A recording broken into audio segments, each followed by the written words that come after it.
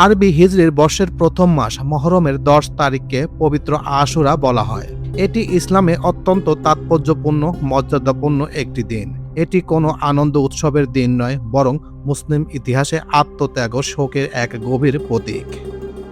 তো হ্যাঁ ভিউয়ার্স, আজকে আপনাদের সামনে শেয়ার করব পবিত্র আশুরা কি, মহরমের 10 তারিখে কেন আশুরা দিন পালন করা হয় এবং আশুরার উৎপত্তি ও অজানা ইতিহাস সম্পর্কে সংক্ষিপ্ত আকার কিছু তথ্য এখন আপনাদের সামনে শেয়ার করব। তো চলুন মূল প্রতিবেদনে।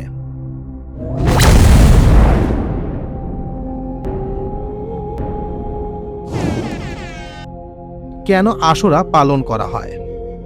আরবি শব্দ আশারা থেকে আশুরা শব্দের উৎপত্তি, যার আক্ষরিক অর্থ 10।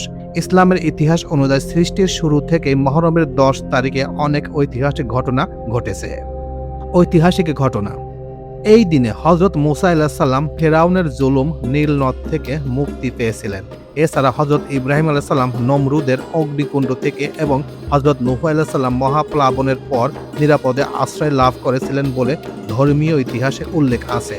এসব ঘটনার সুক্রিয়া ও কৃতজ্ঞতা স্বরূপ আশুরার দিনে রোজা রাখার প্রচলন শুরু হয়, যা ইসলামের নবী হযরত মুহাম্মদ সাল্লাল্লাহু আলাইহি সাল্লামের সময় থেকে পালিত হয়ে আসছে। কারবালার মর্মান্তিক ইতিহাস। আশুরার দিনে সবচেয়ে শোকাবহ স্মরণীয় ঘটনাটি ঘটে 680 খ্রিস্টাব্দে বর্তমান ইরাকের কারবালা প্রান্তরে যে ঘটনাটি ঘটেছিল সেটা হচ্ছে আমাদের প্রিয় নবী হযরত মুহাম্মদ সাল্লাল্লাহু আলাইহি সাল্লামের দৌহিত্র হযরত ইমাম হাসান রাহমাতুল্লাহ এবং তার পরিবার শাসক জালিম ইয়াজিদের কাছে একেবারে পরিবার সহ সবাই শাহাদাত বরণ করেন। তারপর থেকে এই দিনটা একেবারে মর্মান্তিক এবং শোকাবহ হিসেবে পালন করে আসছে সারা পৃথিবীর মুসলিম উম্মাহ। ইমাম হুসাইনের আত্মত্যাগ। মহানবী হযরত মুহাম্মদ সাল্লাল্লাহু আলাইহি ওয়াসাল্লামের দৌহিত্র ইমাম হুসাইন রাহমাতুল্লাহ তৎকালীন জালিম শাসক ইয়াজিদের স্বৈরাচার অন্যায়ের বিরুদ্ধে অবস্থান নেন এবং তার কাছে আনুগত্য স্বীকার করতে অস্বীকৃতি জানান।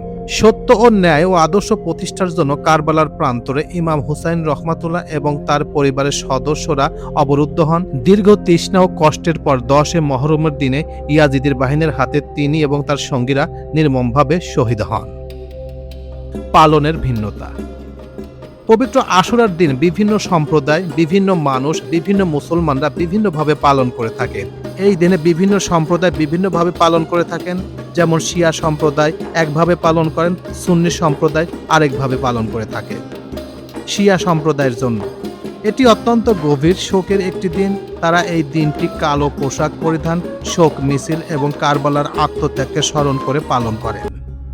সুন্নি সম্প্রদায়ের জন্য তারা এই দিনটিকে ঐতিহাসিক ঘটনা প্রেক্ষাপটে ইবাদত, দোয়া ও নফল রোজা 9 ও 10 মহরম রাখার মাধ্যমে অতিবাহিত করেন।